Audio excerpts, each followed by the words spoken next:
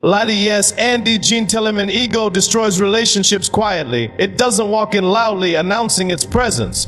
It creeps in like a shadow, subtle and unnoticed. At first, everything feels normal. Conversations flow, laughter comes easy, and understanding seems natural. But slowly, ego begins its work. It hides behind pride, wraps itself in the illusion of self-respect, and whispers things that sound like self-protection but are actually self-sabotage. You start feeling like you shouldn't always be the one to call first. You wait for them to text. You justify your silence by saying, if they care, they'll reach out. But behind that thought is a voice fueled by ego, not love. That voice isn't trying to protect you. It's trying to win a game that no one even knows they're playing. And the saddest part, there's no prize, no winner, just more silence. Ego doesn't attack relationships through betrayal or shouting matches. It attacks through distance, through things left unsaid, through moments where an apology was needed, but pride said, why should I? Through those cold shoulders, the quiet punishments, the subtle power plays. A conversation that could have cleared everything up gets buried under days of waiting for the other person to break the silence. A simple let's talk turns into a standoff, and with every hour that passes, the bond weakens, not because love is gone, but because ego won't let either side reach out. What makes it go so dangerous is that it dresses itself up as strength. It tells you not to bend. It says, don't be the weak one. Don't look desperate. It turns vulnerability into a flaw and apology into defeat. And so, people who care about each other end up in opposite corners, arms crossed, hearts heavy, but mouths shut, each one thinking, they should come to me. Think of how many beautiful relationships could have been saved by one humble message, one genuine apology, one honest conversation. But ego doesn't allow that. It feeds off silence, watches people drift apart while believing they're standing their ground. It's a silent killer, not of love itself, but of the chances love needs to survive. Often ego grows stronger when we feel hurt. We put up walls instead of sharing how we feel. We choose to be cold instead of honest. And in doing so, we begin to lose the very thing we're trying to protect. That connection, that warmth. That sense of being understood, all of it gets buried under layers of pride. And by the time we realize it, sometimes it's already too late. People don't always fall out of love. More often, they fall into silence. They fall to resentment, into waiting games and unspoken expectations. And ego, with its quiet voice and convincing us lies, is usually the one pulling the strings. It tells us we're doing the right thing by not reaching out. It tells us they should try harder. It turns love into battle endurance instead of a place of comfort. The truth is, relationships need humility more than they need perfection. They need soft words in hard moments. They need someone to say, I miss you. Even if the go says, you shouldn't. But when ego is louder than the heart, love suffocates. And slowly, two people who once saw the world in each other begin to feel like strangers. Not because they changed, but because the walls between them grew higher than the love they shared. Ego doesn't just break relationships. It robs people of moments they can't get back. It takes away the chance to heal, to grow together, to love her. And it does it all so quietly. You don't even realize what you've lost till you're looking at the ashes of something that once felt like home. Love often remains. But ego builds walls. That's the heartbreaking part.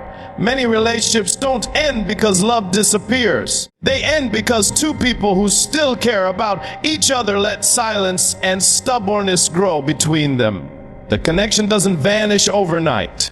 The feelings are still there, tucked deep under layers of pride, miscommunication, and emotional distance. But ego doesn't allow those feelings to reach the surface. It builds invisible barriers that stop people from expressing what's still in their hearts. It usually starts small. A disagreement, a hurt feeling, a misunderstanding. One person expects the other to understand without having to explain.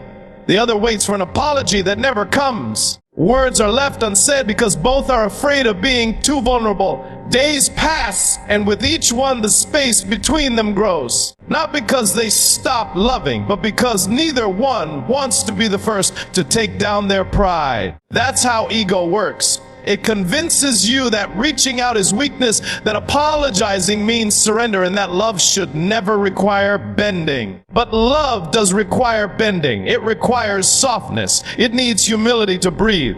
Without it, even the strongest feelings start to suffocate. Ego builds walls so slowly that you don't even realize how disconnected you become until one day you're sitting next to someone who used to feel like home, and all you feel now is distance.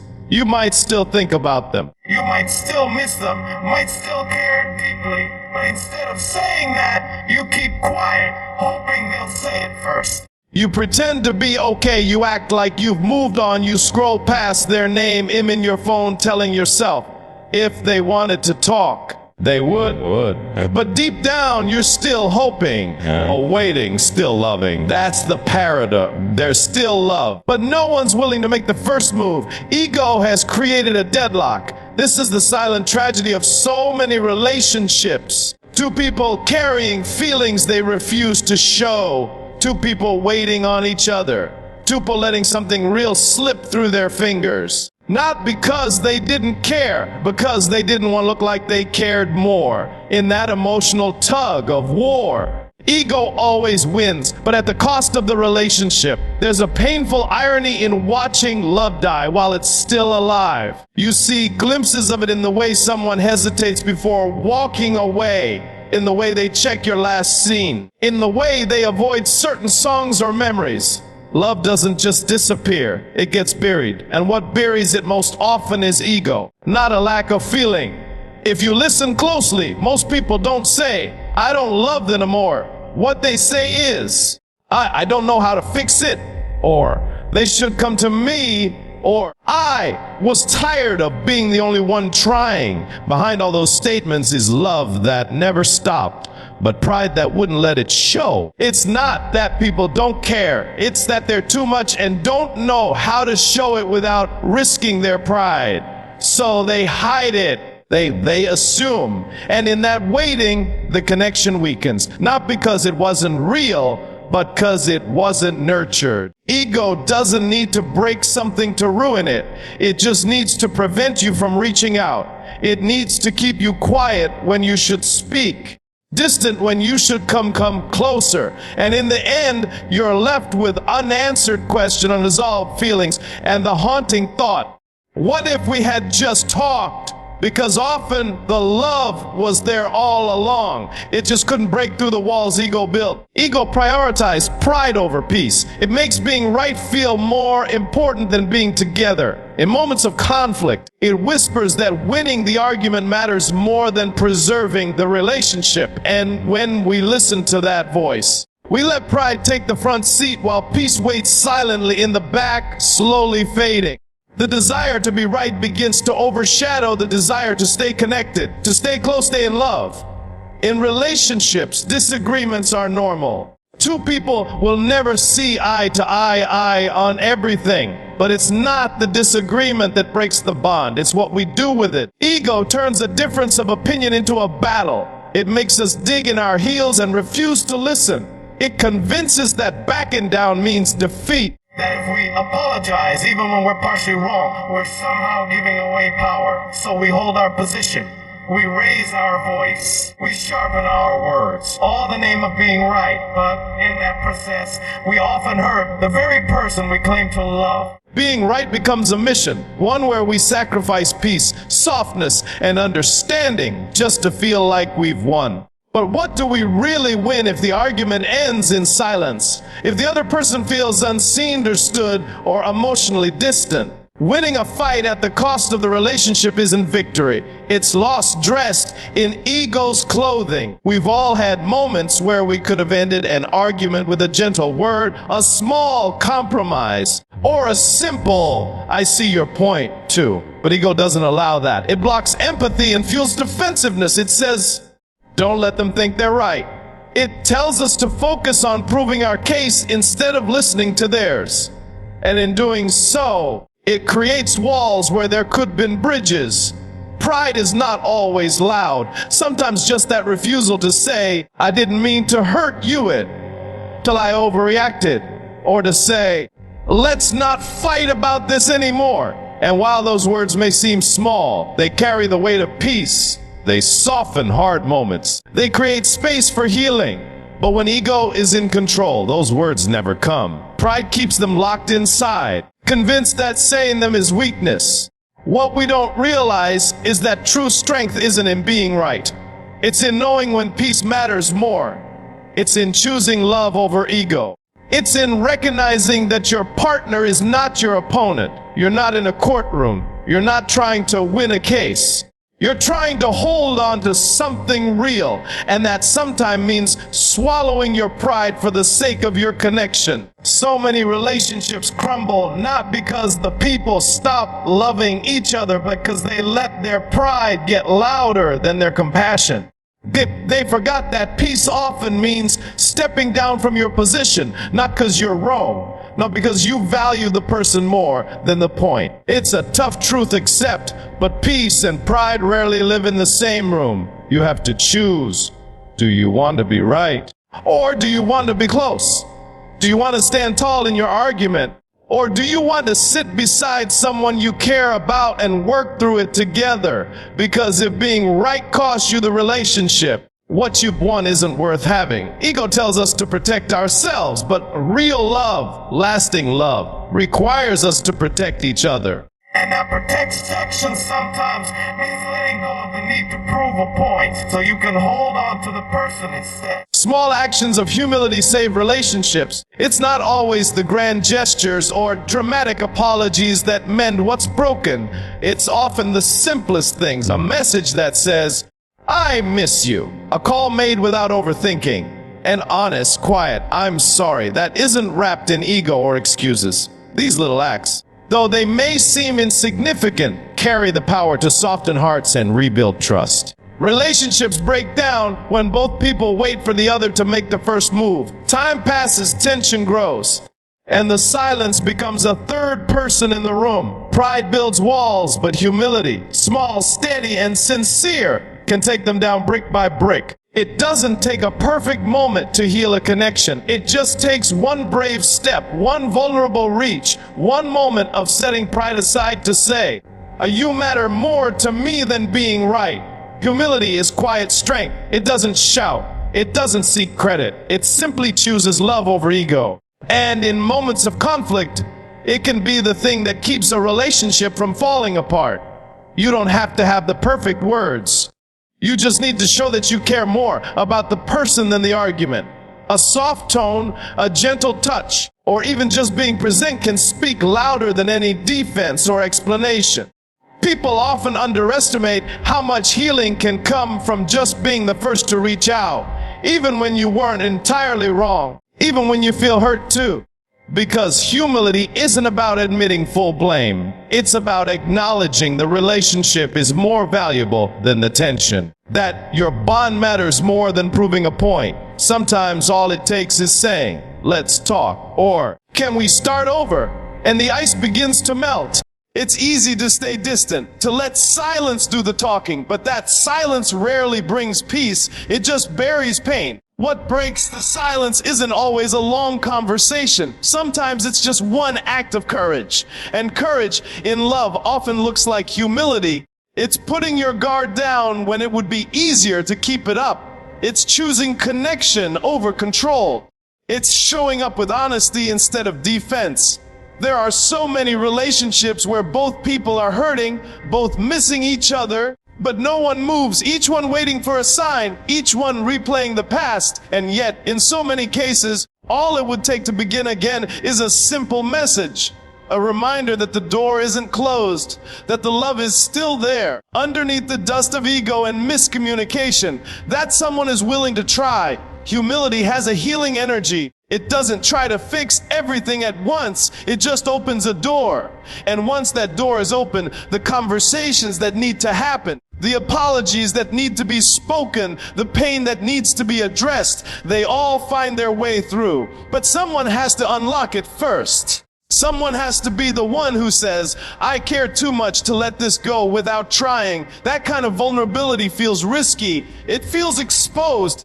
But it's also where real connection begins. Not in perfection, not in always getting it right, but in being willing to show your heart, even when it's uncomfortable, even when you're afraid they won't respond the way you hope. Small actions of humility don't just save relationships, they make them stronger. They remind both people what matters most. They show that love isn't about winning or losing. It's about choosing each other again and again, even after mistakes, even after misunderstandings. One kind word, one real apology, one honest effort. That's all it takes to start again. Being vulnerable sustains love. It is not control, nor perfection, nor the need to always be right that keeps a relationship alive. It is the willingness to be open, to share parts of yourself that are raw, real, and sometimes even messy. Vulnerability is not about weakness, it is about strength. It is the courage to let another person see the parts of you that you might otherwise hide, the insecurities, the fears, the hopes, the dreams.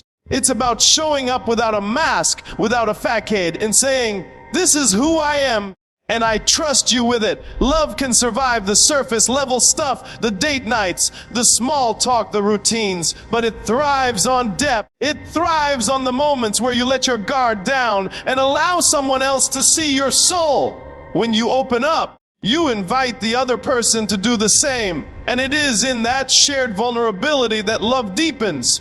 It's where the connection becomes real. Without it, relationships can remain shallow, filled with misunderstandings, unspoken expectations, and a lack of true intimacy. Vulnerability is the bridge between two people. It is what allows them to cross from simply knowing each other to truly understanding each other. When you let someone in, you create space for them to meet your real self.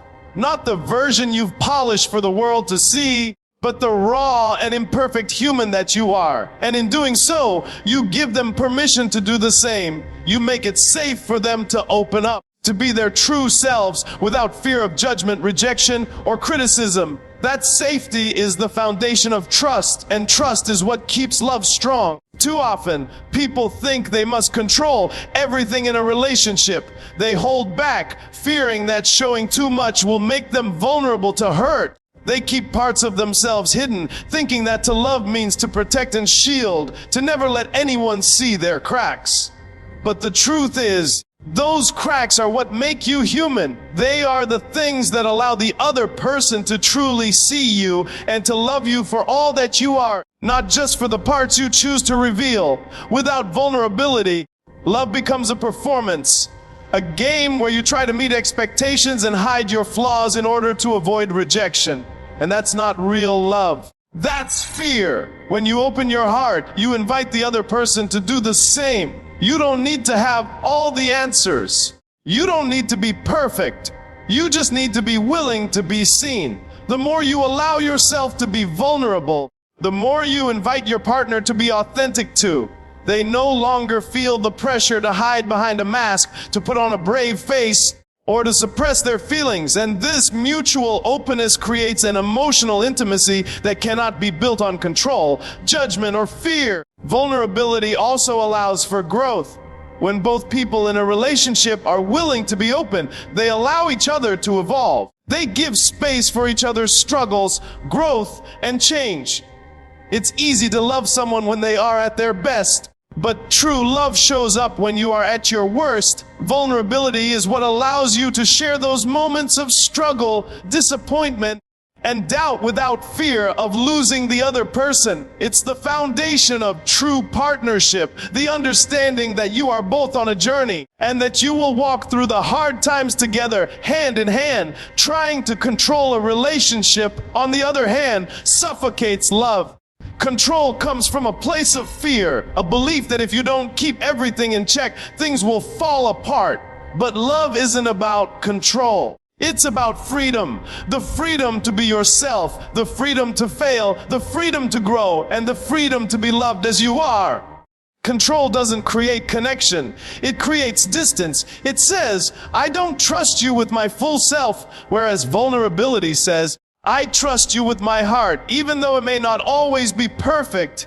In the end, love thrives on vulnerability. It thrives on being seen and seeing the other person in return. It's the courage to show up imperfect as you are and say, I'm here and I'm willing to be open with you. That openness, those moments of honesty, of being raw, of letting go of the need to control, is what sustains love. It's what keeps it real and alive.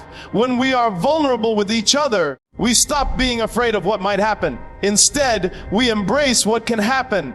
A deeper, more meaningful connection built on trust, understanding, and shared openness. In relationships, there are no winners when ego dominates. The notion of winning an argument in love is a fallacy. When ego takes over, both people lose, regardless of who appears to be victorious. The victory achieved through ego is hollow, built on the premise of proving one's point, winning the argument, or being right at the expense of the other person's feelings. In this environment, the focus shifts from understanding each other to defeating the other, and while one may walk away feeling triumphant, the emotional toll on both parties is immense. Ego breeds defensiveness, making both people less likely to listen and more likely to engage in hurtful exchanges. When one person wins an argument, it's often at the cost of the connection, trust, and respect that should exist in a healthy relationship. Winning through ego creates a sense of emotional separation rather than reconciliation, leaving the other person feeling invalidated, misunderstood, and resentful, rather than fostering understanding or mutual growth. Ego-driven arguments leave emotional wounds that can linger long after the words have been spoken. The truth is that when ego wins, the relationship loses. Love cannot flourish in an environment where one person's need to be right overshadows the other's need to be heard. The balance of power tips, and what was once a partnership becomes a competition.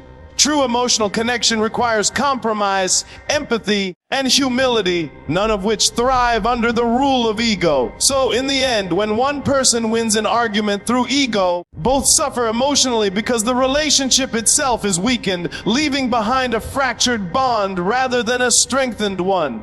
In the end, relationships are not about winning or losing. They are about growing together, understanding one another, and nurturing a bond that is rooted in respect and love. Ego may make us feel strong in the moment, but it's vulnerability, humility, and empathy that truly build lasting connections. The greatest victories in a relationship come not from being right, but from choosing peace over pride, from reaching out instead of retreating, and from prioritizing each other's hearts over the need to be first.